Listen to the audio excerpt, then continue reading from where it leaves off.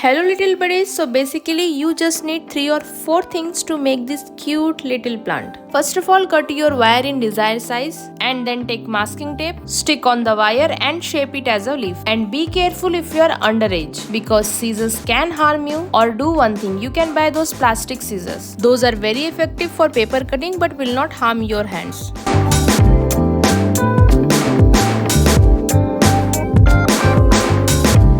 Now it's time for painting. So here I am using acrylic paint in the shade sap green.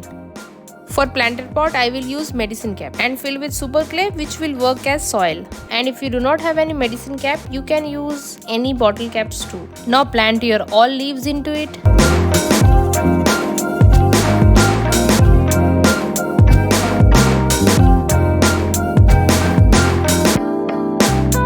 And that's it, your mini plant is ready. You can use it to decorate your desk, you can use it to gift anybody. Bye bye.